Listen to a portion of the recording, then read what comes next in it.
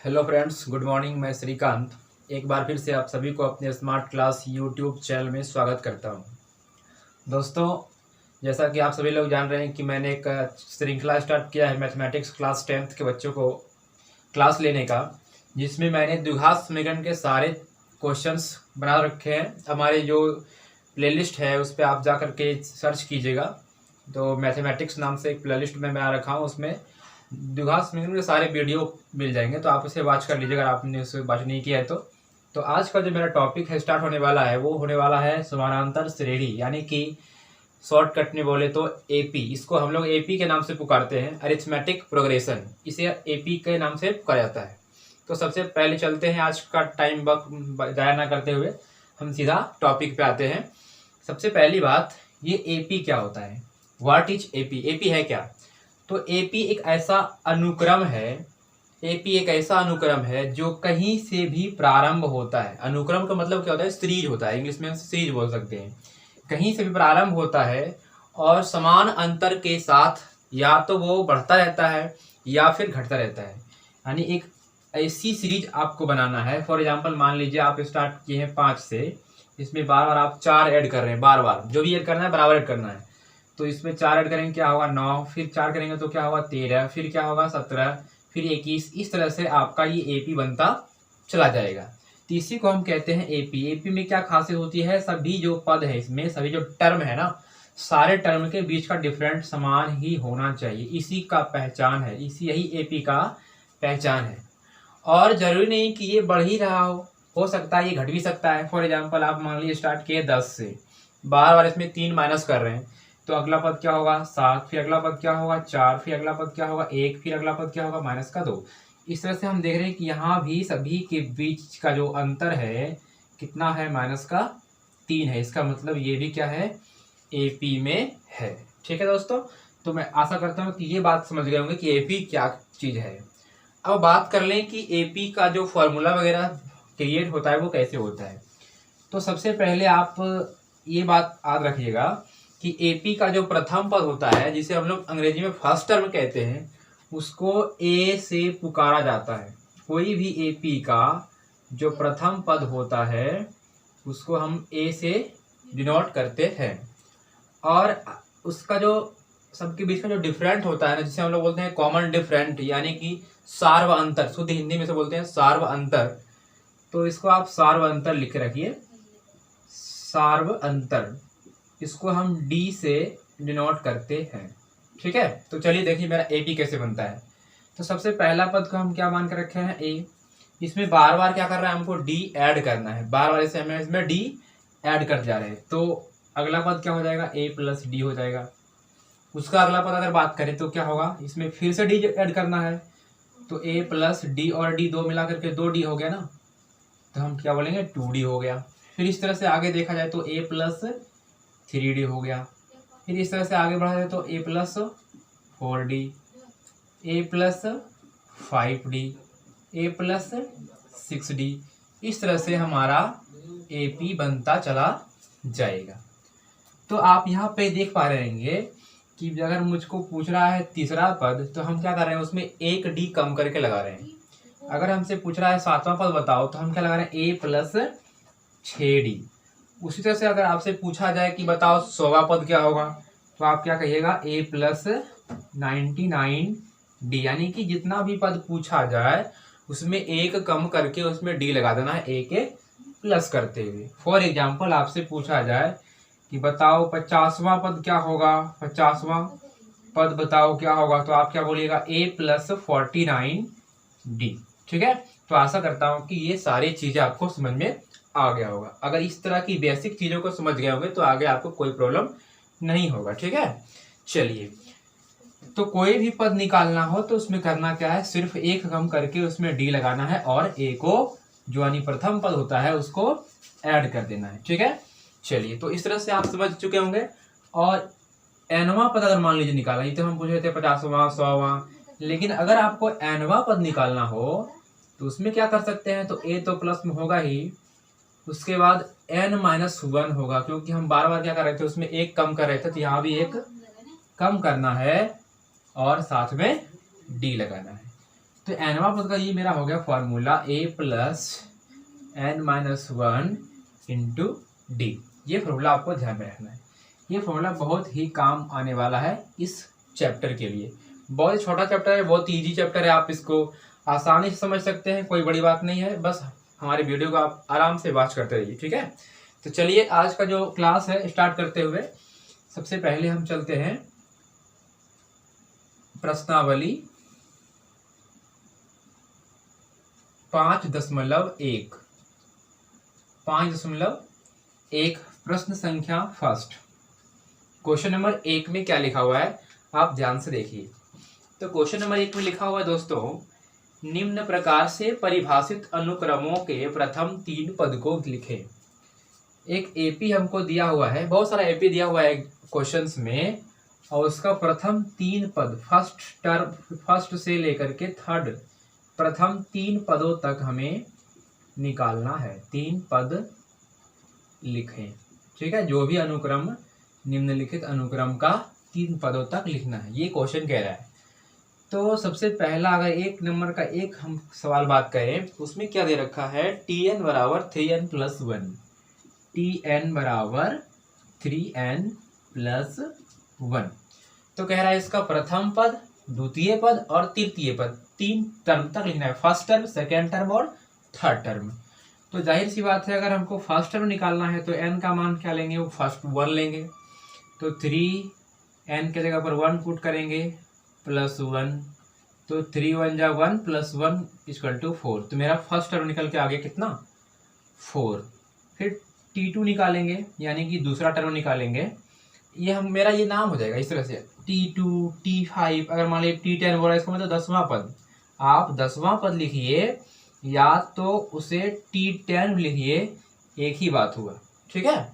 चलिए, तो इस तरह से t10 निकालना है तो t2 निकालना है, तो इसका क्या हो जाएगा, 3 इंटू एन की जगह पे 2 प्लस का 1, यानी 3 दूनी 6 और 1 7, ठीक है।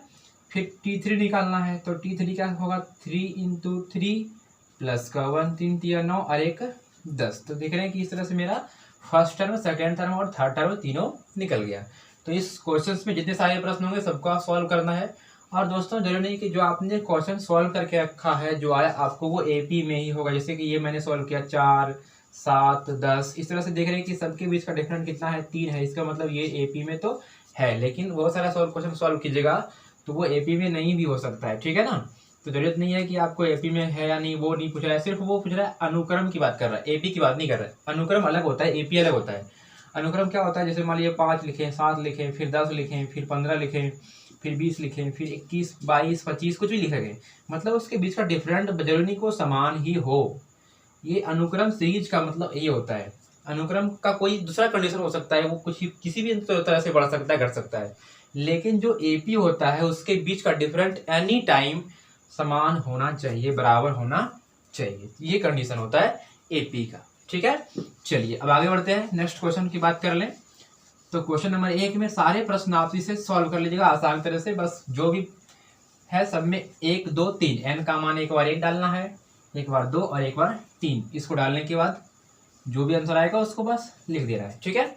चलिए अगला सवाल वही कह रहा है कि जो भी पद पूछे गए हैं उसको निकालना है। क्वेश्चन नंबर 2 की बात कर लें, 2 का 1 में कह रहा है कि जो टर्म पूछा गया है उसको निकालना है।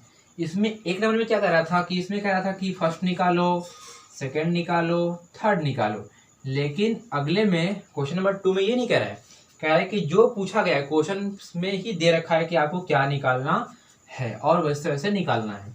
तो सबसे पहले बात कर लें कि टीएन क्या दे रखा है। तो टीएन का मान दे रखा है क्वेश्चन नंबर 1 में N square N plus 1 by 3, N square N plus 1 by 3, ये मेरा टीएन का मान दे रखा है। और पूछ क्या रहा है, पूछ रहा है T1 और T2, 2 चीज निकालना है, एक तो निकालना है T1 और एक निकालना है T2, ठीक है दोस्तों। तो सबसे पहले आप क्या निकालिए, T1 यानी कि प्रथम पद, फर्स्ट टर्म। तो जहां जहां पे n दिख रहा है वहां पे हमें क्या डालना पड़ेगा, 1 डालना पड़ेगा। तो एन स्क्वायर यानी कि 1 का स्क्वायर, एन प्लस 1 यानी 1 प्लस 1 बाय 3। तो क्या होगा, एन का स्क्वायर 1 का स्क्वायर 1 प्लस इंटू 2 हो जाएगा, यहाँ जुटने के बाद नीचे क्या हो गया 3 हो गया, तो कुल मिलाकर के मेरा आंसर क्या हो गया 2/3 आ गया। फिर क्या निकालना है, तो फिर 2 निकालना है, यानी कि T2 दूसरा पद। तो सब जगह पे 2 डालेंगे जहाँ जहाँ n है, तो 2 का स्क्वायर, फिर 2 + 1/3, तो आ गया 2 का स्क्वायर 4 गुना 3/3। इस 3 से इस 3 को काट दीजिए, क्या बचा 4। तो इस तरह से ये आपका दूसरा टर्म निकल गया। ठीक है दोस्तों, इस तरह से 1-2 क्वेश्चन और सॉल्व कर लेते हैं इसका। देखिए क्वेश्चन नंबर 2 में क्या लिखा हुआ है, इसको मैं मिटा रहा हूँ। ठीक है, क्वेश्चन नंबर 2 का 2 की बात कर ले। 2 का 2 में क्या लिखा हुआ है, Tn का मान दे रखा है, इसमें भी क्या दे रखा है, n common n-2 y n+3 और निकालना क्या है T20 निकालना है, मतलब 20वां पद ज्ञात करना है, फाइंड करना है। तो जाहिर सी बात है जहाँ जहाँ हमें 20 n दिख रहा है वहाँ 20 डालना है, 20 डालना है। तो सबसे पहली बात n मतलब 20, फिर n है तो फिर 20 -2 है तो 2 लिखना है, और नीचे n मतलब 20 प्लस का 3, तो क्या हो गया 20 गुना 18/23। अब इसको आप गुना कर लीजिए, 18 दूनी 36, एक 0 होगा, नीचे कितना बच गया 23। तो इस तरह से आपका ये हो गया आंसर। इसे आप पूर्णांक में भी बदल सकते हैं। ठीक है दोस्तों, चलिए ये भी आप समझ चुके होंगे। क्वेश्चन नंबर 1 क्वेश्चन नंबर 2 दोनों सॉल्व हो गया है। अब आगे बढ़ते हैं, नंबर 3 की बात कर ले। क्वेश्चन नंबर 3 में वही कह रहा है कि आगामी 3 पद निकालो। आगामी 3 पद मतलब आने वाला नेक्स्ट जो 3 पद होगा वो निकालना है। जैसे मान लीजिए कि 5वां दिया हुआ है, तो 5वां के बाद कौन कौन होता है, 6ठा 7वां 8वां, वो निकालना है। ठीक है ना, तो क्या दे रखा है इसमें T2। सबसे पहली बात कर ले, तीसरा का फर्स्ट क्वेश्चन, T2 का मान हमें दे रखा है। क्या दे रखा है, T2 का मान 2 दे रखा है। T2 का मान 2 दे रखा है ऑलरेडी, पहले से कुछ करने की जरूरत नहीं है। फिर Tn का मान दे रखा है, Tn का मान दे रखा है Tn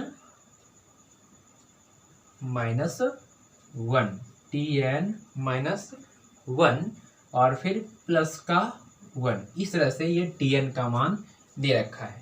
और कह रहा है क्या, आगामी 3 पद निकालो। आगामी 3 पद का मतलब जैसे T2 जब दे रखा है हमको, तो इसका अगला 3 पद कौन कौन होगा, एक तो T3 होगा, फिर T4 होगा और T5 होगा। ये तीनों हमें फाइंड करना है। कैसे फाइंड करना है, तो ध्यान से देखिए। सबसे पहली बात, हम T2 तो नहीं दे रखा है, तो क्या निकालेंगे हम, T3 निकालेंगे। चलिए T3 निकालते हैं, मतलब जहाँ जहाँ n है वहाँ वहाँ 3 डालना है। चलिए सॉल्व करते हैं। तो T का T लिखेंगे, n के बदले क्या, तो 3 माइनस का 1 और प्लस का 1, ये सबके लिए पूरे के लिए। तो इसको जब सॉल्व कीजिएगा तो T का T लिखिएगा और 3 में से 1 गया तो क्या बचा, 2 बचा, T2 प्लस का 1। और आप देख पा रहे होंगे कि T2 का मान ऑलरेडी हमको पहले से दे रखा है। कितना दे रखा है, तो 2। तो हम T2 के बदले क्या लिखेंगे, 2 प्लस का 1, क्या हो गया 3 हो गया। ठीक है, फिर क्या निकालना है, तो फिर निकालना हमको T4 निकालना है। तो T4 का वही लगेगा, सेम टू सेम क्या लिखा हुआ है, T4 बराबर Tn-1, यानी कि T4 - 1 प्लस का 1 हो जाएगा, यानी कि T3 हो गया, घटाने के बाद तो 3 होगा ना, और फिर प्लस का 1। तो T3 का वैल्यू कितना दे रखा है, 3, उसमें 1 ऐड कर दीजिए, क्या आ गया 4 आ गया। फिर T5, ये एकदम सिंपल सा है। इस तरह की क्वेश्चंस इंपॉर्टेंट है भी नहीं, बस आपको मैं बता रहा हूँ, सिलेबस में दिया हुआ इसलिए, लेकिन जो इंपॉर्टेंट सवाल है वो आने वाले चैप्टर में होंगे। ठीक है, तो इस तरह की चीज़ें सीख लेना बहुत जरूरी है। T5 निकालना है, तो T5 मतलब T5 - 1 प्लस का 1, कुल मिलाकर के क्या हो गया, T4 प्लस का 1 हो गया। और T4 का मान 4 दिया हुआ है, प्लस उसमें 1 ऐड कर दीजिए, कितना आएगा 5 आएगा। तो आगामी 3 पद निकल के आ गया, क्या क्या निकल के आ गया, 3, 4 एंड 5, इट इज आंसर। ठीक है, चलिए क्वेश्चन नंबर 3 भी आपको बिल्कुल समझ में आ गया होगा। चलिए अब बढ़ते हैं अगले सवाल की तरफ। जितने भी सवाल मैं बता रहा हूँ दोस्तों, उसमें बहुत सारे प्रश्न हैं, जरूरी नहीं कि एक भी हो, 1-2 नहीं है, बहुत सारे प्रश्न उसमें है, तो उसको आप खुद से सॉल्व कर लीजिएगा। क्वेश्चन नंबर 4 की बात कर लें, तो 4 में क्या लिखा हुआ है देखिए ध्यान से। 4 में कह रहा है कि समांतर श्रेणी यानी एपी के प्रथम पद और सारवंतर। तो आपको बताए थे प्रथम पद को क्या कहते हैं, ए कहते हैं, और सारवंतर क्या कहते हैं, डी कहते हैं। दोनों दिया हुआ है।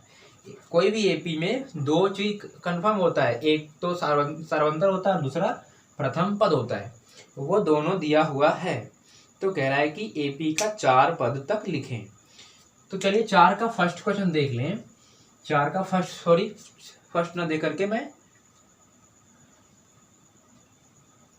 3 देख लेता हूं। 3 में क्या है, कह रहा है कि ए का मान 10 है और डी का मान 10 है। ए भी 10 और डी भी 10 है। बोल रहा है कि इस एपी का प्रथम 4 फर्स्ट से लेकर के 4 तक निकालो। तो सबसे पहले बात कर ले प्रथम पद का, फर्स्ट टर्म का। तो फर्स्ट टर्म को हम क्या कहते हैं, ए कहते हैं, और उसका मान हमको पहले से दिया हुआ है। फिर निकालिएगा क्या, फिर निकालिएगा द्वितीय पद यानी सेकेंड टर्म। तो द्वितीय पद के लिए हमने क्या बताया था फॉर्मूला, उसमें क्या कीजिए, डी जोड़ दीजिए, ए प्लस डी। तो ए का मान भी 10, डी का मान भी 10, तो क्या हो गया आपका सेकेंड टर्म 20 आ गया। फिर क्या निकालना है, तृतीय पद निकालना है, थर्ड टर्म। तो तृतीय पद का फॉर्मूला क्या होता है, ए प्लस 2डी होता है, ए कम करके डी लगाना है। तो ए का मान 10, डी का मान क्या होगा, 10 है 2 10 20 हो गया, और 10 30, यानी कि तीसरा पद क्या निकल के आ गया, 30 निकल के आ गया। फिर चौथा निकालना है चतुर्थ पद। फॉर्मूला क्या होगा, ए प्लस 3डी होगा। ए का मान 10 प्लस 3 इंटू डी का मान भी 10 है। कुल मिलाकर कितना हो गया, 40। तो इस तरह से मेरा एक एपी बन गया 10 20 30 40 डॉट डॉट डॉट। कुल मिलाकर के ये एपी बन गया। अब पूछा कि इस एपी का प्रथम पद क्या है, तो 10 है, और दोनों के बीच का डिफरेंस को क्या कहते हैं हम लोग, सारवंतर कहते हैं। यानी सारवंतर निकालना है तो आप क्या कीजिएगा, दूसरा पद में पहला को घटाइएगा, या फिर चौथा में तीसरा घटाइएगा, या फिर 7वां में छठा घटाइएगा, या फिर 100 में 99 घटाइएगा। तब भी आपको हर जगह डी का मान बराबर ही मिलेगा। ठीक है, चलिए आशा करता हूँ ये भी सवाल आपको समझ में आ गया होगा। आप नोट करते रहिएगा, और जो इतने सारे सवाल मैं छोड़ रहा हूँ उसको आप बनाते रहिएगा। एक दो क्वेश्चन और देख लेता हूँ। देखिए क्वेश्चन नंबर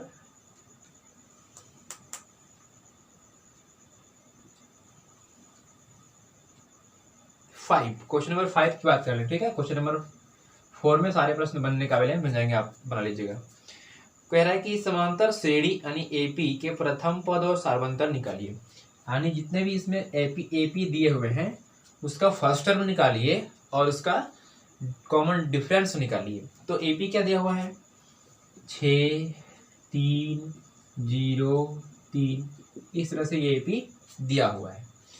तो जाहिर सी बात है, देख रहे हैं कि सबके बीच का डिफरेंस बिल्कुल बराबर बराबर आ रहा है। इसका मतलब ये एपी में है, कंफर्म है, इसमें कोई जरूरत मतलब सोचने वाली बात ही नहीं है। अब इसका कह रहा है कि ए निकालो, यानी प्रथम पद निकालो, फर्स्ट टर्म निकालो। तो प्रथम पद को हम ए से सूचित करते हैं, और इसका मान क्या होगा, 6 होगा, क्योंकि प्रथम पद यही तो होता है। फिर अगर बात कर ले सारवंतर का, यानी कॉमन डिफरेंस पूछ रहा है कि वो भी निकालना है। तो सारवंतर को हम निकालेंगे, कैसे निकालेंगे, तो सेकंड में फर्स्ट को घटाने के बाद। तो सेकंड मेरा कितना है 3, फर्स्ट कितना है 6, घटाएंगे क्या आएगा, माइनस का 3 आएगा। इसका मतलब मेरा डी का मान क्या निकल के आ गया, माइनस का 3। बस सिंपल सा क्वेश्चन है, एकदम बच्चे वाला क्वेश्चन है। ये सब आपको ऑब्जेक्टिव में काम आने वाले। अगले सवाल की बात कर लें, क्वेश्चन नंबर 6। क्वेश्चन नंबर 6 में क्या कह रहा है, सबसे पहले तो जो भी अनुक्रम आपको दिया हुआ है उसकी जांच करो। क्या जांच करो, कि वो एपी में है या नहीं है। अगर वो एपी में है, अगर वो एपी में है तो उसका प्रथम पद और उसका सारवंतर लिखो, और आगामी 3 पद लिखो। ठीक है, फॉर एग्जाम्पल मैं आपको बना के दिखा रहा हूँ। 6 नंबर में 6 का 5, चलिए 6 का 5 हम बना के दिखाते हैं आपको कैसे सॉल्व करना है। एपी दिया रहेगा, ठीक है, उसको आपको सबसे पहले जांच करना है। तो एपी क्या दिया हुआ है, 2, फिर कितना है 5/2, फिर क्या है 3, फिर क्या है 7/2। इस तरह से मेरा एपी आगे की ओर बढ़ रहा है। हमें सबसे पहले जांच करना है कि आखिर ये एपी में है या नहीं है, यानी कि इसके सभी पदों के बीच का डिफरेंस तो बराबर है या नहीं है। तो सबसे पहले आप लिख दीजिए यहाँ पे फर्स्ट टर्म यानी प्रथम पद बराबर ए बराबर कितना 2। एपी का पहला पद ए होता है, वो दिया हुआ है 2। अब हम क्या निकालेंगे, सार्व अंतर, कॉमन डिफरेंस। तो सार्वंतर कैसे निकालते हैं, तो सार्वंतर निकालने का फॉर्मूला क्या होता है, T2 में T1 को माइनस कीजिए। तो T2 का मान क्या दे रखा है 5/2, T1 का मान सिर्फ 2 दे रखा है, T1 का मतलब प्रथम पद। तो इसका भिन्न का जोड़ कर लीजिए, 2 1 का एलसीएम क्या होगा 2 होगा, 2 1 कम 2 तो 5 1 कम 5, 2 दूनी 1 दूनी 2 तो 2 दूनी 4, यानी कि इसका डिफरेंट कितना आ गया 1/2। लेकिन इससे कंफर्म थोड़ा ना होता है कि ये एपी में है या नहीं है। तो इसके लिए हमें क्या करना पड़ेगा, एक बार फिर से आगे की ओर जांच करते हैं कि आगे क्या कंडीशन है। तो लिखेंगे पुनः, यानी एक बार फिर से हम जांच करते हैं, फिर निकालते हैं डी का मान। तो उसके लिए क्या करेंगे, इस बार T3 में T2 को इस बार माइनस करेंगे। अगला बार क्या किए थे, T2 में T1 को माइनस किए थे, इस बार T3 में T2 को माइनस करेंगे। तो T3 का मान क्या दे रखा है 3 और T2 का मान 5/2। यहाँ भी क्या कीजिए, भिन्न का घटाव कीजिए। 1 2 का एलसीएम क्या आएगा 2 आएगा, 1 दूनी 2 तो 3 दूनी 6, 2 1 कम 2 तो 5 1 कम 5। इसका मतलब क्या हो गया 1/2। यहाँ भी मेरा डी का मान 1/2 आ रहा है, यहाँ भी 1/2 आ रहा है, इसका मतलब ये एपी में है। तो लिखना है डी का मान समान आ रहा है, नहीं तो डाल लिखिए कोई दिक्कत नहीं है, सिर्फ लिखिए कि यह एपी में है। ठीक है, इट इज इन एपी, ये एपी में है। और जब एपी में है तो आगामी 3 पद निकालिए। आगामी मतलब ये पहला दूसरा तीसरा चौथा, 4 तो हमको दे रखा है, इसके आगे कौन होगा, 5वां होगा, 6ठा होगा और 7वां। ये तीनों टर्म हमें निकालना है, यानी कि 5 6 एंड 7th टर्म फाइंड करना है। तो सबसे पहले हम 5वां पद निकालते हैं। तो आपको जैसे ही बोलेंगे कि बताओ 5वां पद का फॉर्मूला क्या होगा, तो आप क्या कहिएगा a + 4d, एक कम करके डी लगाना है। तो a का मान क्या दे रखा है, a का मान 2 है, +4 का 4 लिखिएगा, d का मान 1/2। तो काट दिए इसको 2 से 2 बार में, तो 2 और यहाँ भी 2, तो कितना हो गया 4। इस तरह से मेरा 5वां पद निकल के आ गया 4। फिर क्या निकालना है, 6ठा पद निकालना है। ठीक है, तो 6ठा पद निकालिएगा, तो उसका क्या फॉर्मूला होता है, a + 5d, a का मान 2 + 5 × 1/2, यानी कि 5/2 हो जाएगा गुना करके। यहाँ पे आप इनका जोड़ कीजिएगा, 2 दूनी 4 और 5 क्या हो गया 9/2। सिंपल सी बात है। ऐसे भी आप देख रहे हैं कि ये 2 है, ये 2.5 है ना, 5/2 मतलब 2.5 होता है, ये 3 है, 3.5 है, फिर 4 है, फिर 4.5 है। इसका मतलब कंफर्म ये एपी में है ही। फिर अगला बात कर ले 7वां पद का, कि 7वां पद क्या होगा। तो 7वां पद का फॉर्मूला क्या होता है, तो इसका फॉर्मूला होता है a + 6d। अब a का मान कितना है 2 है, 6 का 6 लिखिएगा, d का मान कितना है 1/2, इसे काट देते हैं 3 बार में, तो 3 और 2 कितना हो गया 5 हो गया। इस तरह से मेरा आगामी 3 पद निकल के आ गया। क्या क्या निकला, एक तो 4 निकला, एक 9/2 मतलब 4 निकला, और एक 5 निकला। ये हो गया हमारा आंसर। तो आशा करता हूँ ये भी सवाल बिल्कुल ईजी था, एकदम बच्चों वाला सवाल था, इसे भी आप आसानी से समझ गए होंगे। ठीक है, चलिए अगले सवाल की तरफ बढ़ते हैं। अगला सवाल क्या कह रहा है, क्वेश्चन नंबर 7। क्वेश्चन नंबर 6 में बहुत सारे प्रश्न है, आपको कोई प्रॉब्लम नहीं होगा बनाने में। एक बार मैं देख लूँ कि कौन सा सवाल बनाने लायक है, एक 2 बार बनाता हूँ। ठीक है, तो क्वेश्चन नंबर 6 में एक सवाल दे रखा है,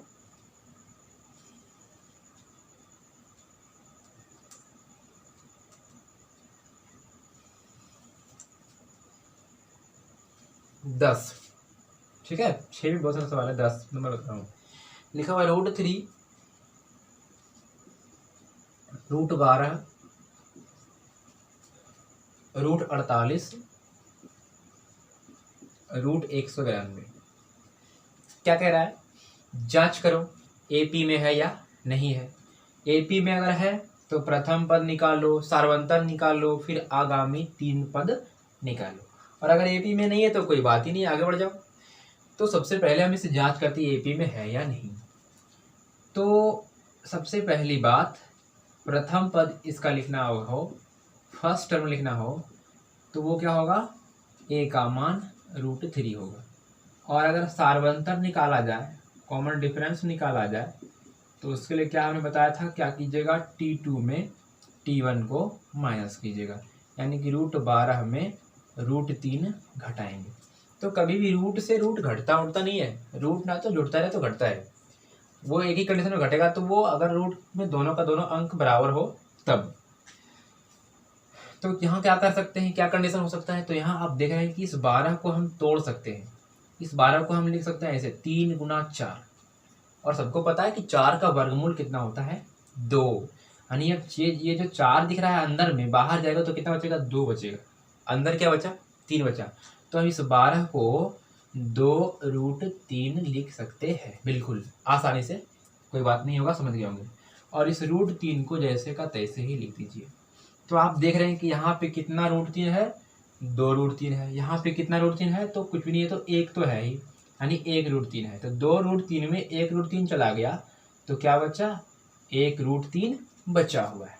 ठीक है, एक बार और देखते हैं, पुनः यहाँ लिखेंगे, पुनः इस बार क्या करेंगे, d का मान निकालेंगे T3 में T2 को घटा करके।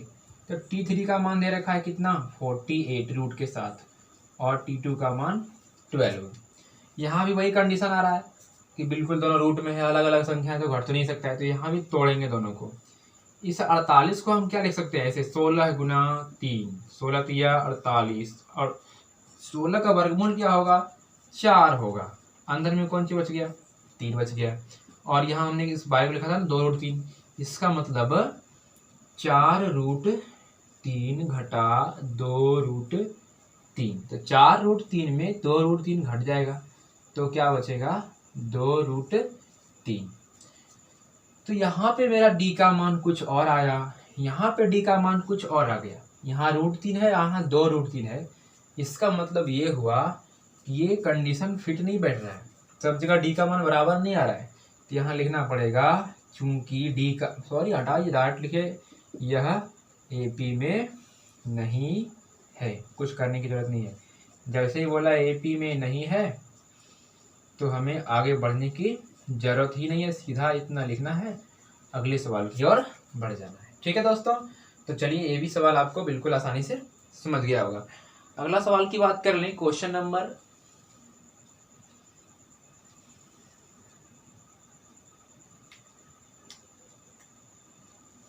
चलिए देखते हैं 13, सब आसान आसान सवाल है। क्वेश्चन नंबर 13 क्या कह रहा है, 13 नंबर सवाल में,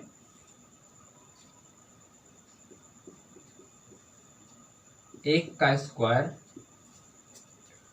उसके बाद है 2 का स्क्वायर, 3 का स्क्वायर, सभी पे वर्ग लिखा हुआ है, 4 का स्क्वायर। जांच करो भाई ये AP में है या नहीं है। तो सबसे पहली बात, इसको हम सॉल्व ही क्यों ना कर लें। 1 का स्क्वायर कितना 1, 2 का स्क्वायर कितना 4, 3 का स्क्वायर कितना 9, फिर 4 का स्क्वायर कितना 16। इस तरह से ये बढ़ता जा रहा है। अगला क्या आएगा, 5 का स्क्वायर, अगला क्या आएगा 6 का स्क्वायर, अगला क्या आएगा 7 का स्क्वायर आएगा। तो सबसे पहले अगर प्रथम पद की बात कर लें, फर्स्ट टर्म की बात कर लें, a का मान कितना है, 1 का स्क्वायर है, यानी कि 1 है। और सार्वंतर निकालिएगा, कॉमन डिफरेंस निकालिएगा।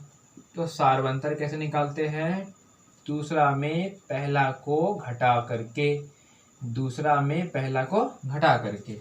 दूसरा क्या है, 2 का स्क्वायर यानी कि 4 है, और पहला क्या है 1 है। कितना आया डिफरेंट, 3 आया। एक बार फिर से वैसे ही करेंगे, पुनः लिखेंगे, और इस बार T3 में T2 को माइनस करेंगे। T3 का मान क्या है, 3 का स्क्वायर यानी कि 9, और T2 का मान 4, डिफरेंट कितना आया 5। तो क्या ये और ये दोनों बराबर है, बिल्कुल नहीं है। इसका मतलब हुआ कि यह AP में नहीं है। और जैसे ही ये अनुक्रम AP में नहीं है, तो चलिए इसको छोड़िए, अगले सवाल की तरफ बढ़ जाना है। ठीक है, चलिए तो आशा करता हूँ कि ये सारे सवाल आपको आसानी से समझ में आ गए होंगे। अब हम चलते हैं क्वेश्चन नंबर 7 की तरफ। 7 नंबर सवाल में क्या कह रहा है, आप ध्यान से देखिए, बिल्कुल आसान सा सवाल है, आप सारे सवाल को सॉल्व कर लीजिएगा। तो कह रहा है कि निम्नलिखित परिस्थितियों को परिस्थितियों में संबद्ध संख्याओं की सूची को एपी में है या नहीं है बताइए। यानी कि सीधी सी बात है कि कोई प्रकार का यहाँ पे सिचुएशन दे रखा है, उस सिचुएशन को आपको बताना है कि क्या ये सिचुएशन एपी में है या नहीं है, यानी कि ये एपी को फॉलो कर रहा है या नहीं कर रहा है। तो सबसे पहली बात हम तो ये जानते हैं कि एपी क्या होता है, जो कहीं से भी स्टार्ट होता है और आगे की ओर बढ़ता रहता है समान अंतर के साथ, या तो वो घटता रहता है। ठीक है ना। तो पहला सवाल की बात कर लें, आपके स्क्रीन पे ये सवाल दिख रहा होगा। फर्स्ट क्वेश्चन क्या कह रहा है कि क्रमागत वर्षों में एक शिक्षक का वेतन जब आरंभिक वेतन 8,000 रुपया तथा वार्षिक वेतन वृद्धि 500 रुपया था, यानी है। एक ऐसा टीचर जिसने जब ज्वाइनिंग किया था, जब वो जॉब पहली बार ले रहा था ज्वाइनिंग के टाइम, उसका वेतन कितना था 8,000 रुपया, और वार्षिक वेतन वृद्धि यानी हर साल उसके वेतन में 500 रुपया की क्या हो रही है, इंक्रीजमेंट हो रही है, वृद्धि हो रही है। तो इस तरह से जो मेरा अनुक्रम निकलेगा क्या वो एपी में होगा। तो सीधी सी बात है, देख रहे हैं कि आप पहला साल उसको कितना मिलना होगा, यानी कि फर्स्ट टर्म की बात कर ले तो कितना होगा 8,000। अगला साल उसका वेतन बढ़ के हो जाएगा 8,500। सेकेंड टर्म की बात कर ले, अगर हम थर्ड टर्म की बात करते हैं तो अगला साल क्या हो जाएगा 9,000 हो जाएगा। फिर अगला साल की बात कर ले तो क्या होगा 9,500 हो जाएगा। इस तरह से आप देख रहे हैं कि सभी टर्म के बीच का डिफरेंट क्या है, बिल्कुल बराबर है, सबके बीच का डिफरेंट 500 रुपया है। इसका मतलब ये एपी को फॉलो कर रहा है। तो आगे बढ़ने की कोई जरूरत ही नहीं है, सीधा इसको लिखना है एपी में है। ये सारे कंडीशंस आपको पहचानना है। इस तरह के क्वेश्चन अब कभी भी एग्जाम में आएंगे नहीं, बस इस तरह के कंडीशन को, इस सिचुएशन को आप अगर पहचान लीजिएगा तो सवाल अगले जो आने वाले हैं उसको सॉल्व करने में बिल्कुल आसानी होगी। अगला सवाल की बात कर लें, ये भी आपको दिख रहा होगा स्क्रीन पे, क्या लिखा हुआ है, प्रत्येक किलोमीटर का टैक्सी भाड़ा जब प्रथम किलोमीटर का भाड़ा 15 रुपया और अतिरिक्त किलोमीटर का भाड़ा 8 रुपया है। यानी कि आप कहीं सफ़र कर रहे हैं, ट्रेवलिंग कर रहे हैं, किसके थ्रू, टैक्सी के थ्रू, तो वहाँ पे जो ड्राइवर था उसने आपको फिक्स कह दिया कि अगर आप 1 किलोमीटर तय करोगे तो आपको 15 रुपये लगेंगे। 1 किलोमीटर के लिए कितना लगेंगे 15। उसके अलावा आप जितना आगे जाओगे 8 रुपया आप जोड़ करके देते रहना, 8 रुपया बार बार। फर्स्ट के लिए आपको 15 लग रहे हैं और उसके बाद 8 आप जितना चलिएगा उतना आपको देना पड़ेगा। तो सीधा सा बात अगर हम देखें, अगर हम पहला किलोमीटर चलेंगे तो हमको लगेगा कितना रुपये लगेगा 15। अगर हम चलते हैं 2 किलोमीटर तो मेरे को लग रहा है कितना 15 8 23। फिर अगला किलोमीटर अगर बढ़ाते हैं तो फिर कितना हो जाएगा 31। इस तरह से मेरा अनुक्रम जो तैयार होकर आ रहा है वो क्या आ रहा है, बिल्कुल एपी में आ रहा है, क्योंकि सभी के बीच का डिफरेंट कितना है 8 है। ठीक है, तो ये भी अनुक्रम क्या हो गया एपी में हो गया। चलिए क्वेश्चन नेक्स्ट की बात कर लें। क्वेश्चन नंबर 3, वो भी आपके स्क्रीन पर लिख रहा है कि सीढ़ी के डंडों की लंबाइयां जब नीचे से ऊपर की ओर एक समान रूप से 2 सेमी घटती जाती है और सबसे निचला डंडा 45 सेमी का है, तो बताएं ये एपी में है यानी। सिंपल सी बात हो गया। मान लीजिए एक सीढ़ी है, ये इस तरह का, ये सीढ़ी बन गया। सीढ़ी आप समझते होंगे, सांप और सीढ़ी वाला खेल खेले होंगे, है ना। तो ये सीढ़ी है, पहला जो डंडा है ना वो कितने सेमी पर है, नीचे से 45 सेंटीमीटर की दूरी पर, ऊंचाई पर लगा हुआ है। और फिर अगला सीढ़ी कितना है, सभी सीढ़ी के बीच का डिफरेंट दिया हुआ है कितना सेमी, तो 2 सेमी का, सभी सीढ़ी के बीच का डिफरेंट 2 सेमी, यहाँ भी 2 सेमी, यहाँ भी 2 सेमी। इस तरह से आप देख रहे हैं कि अगर हम पहला सीढ़ी पर चढ़ेंगे, पहला डंडा पर चढ़ेंगे तो हमको 45 सेमी ऊंचाई चढ़ना पड़ेगा। फिर अगला कितना हो जाएगा 47, फिर अगला कितना हो जाएगा 49, फिर अगला हो जाएगा 51। इस तरह से ये भी क्या है, एक एपी में है, बिल्कुल एपी को ये फॉलो कर रहा है। चलिए अगला सवाल की बात कर लें। क्वेश्चन नंबर 6 बहुत ही इंपॉर्टेंट है, इसको समझना है आपको कि ये एपी में है या नहीं है।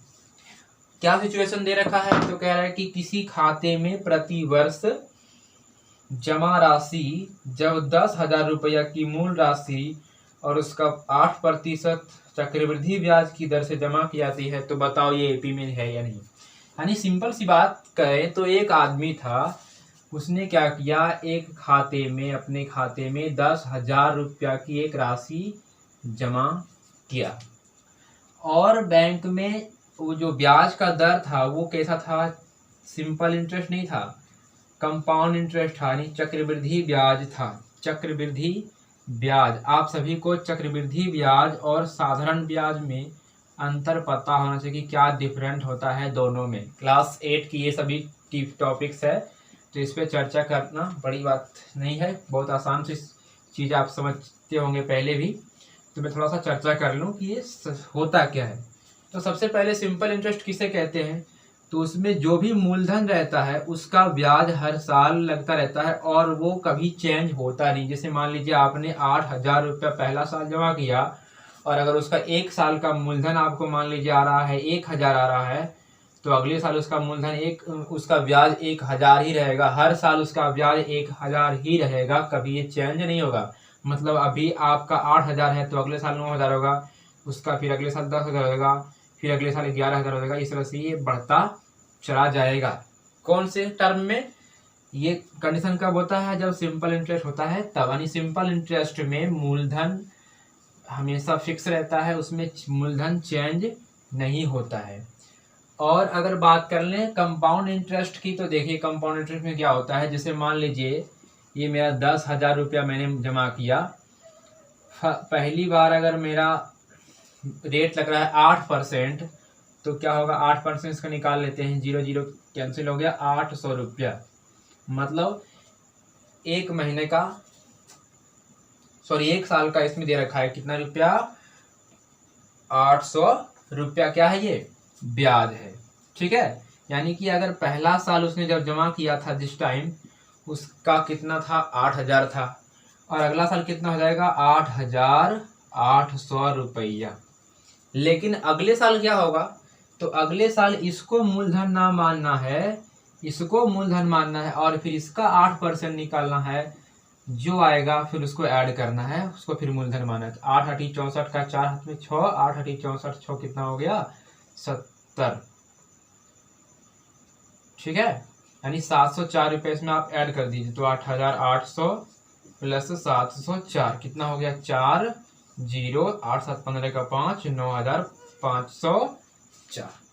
तो इस तरह देख पा रहे हैं कि पहला साल कितना था, 8,000 था, दूसरा साल कितना हो गया, 8,800 हो गया, तीसरा साल कितना हो गया, 9,504 हो गया। फिर इस तरह से क्या होगा, डिफरेंट डिफरेंट होकर के बढ़ता जाएगा। यानी सभी के बीच का डिफरेंट बिल्कुल बराबर नहीं आ रहा है। ये ऐसा कंडीशन कब होता है, जब वो चक्रवृद्धि ब्याज में होता है तब। यानी चक्रवृद्धि ब्याज में मूलधन स्थिर नहीं होता, अस्थायी नहीं होता है और उसका ब्याज लगता है, तो इस तरह से वो बार बार क्या होता है, वेरिएबल होता रहता है और उसको हम एपी में नहीं कह सकते हैं, क्योंकि इसमें सभी जगह डिफरेंट क्या हो रहा है, बराबर नहीं आ रहा है, समान नहीं आ रहा है। इसका सार बनकर बोले तो कॉमन डिफरेंस बिल्कुल अलग अलग आता है।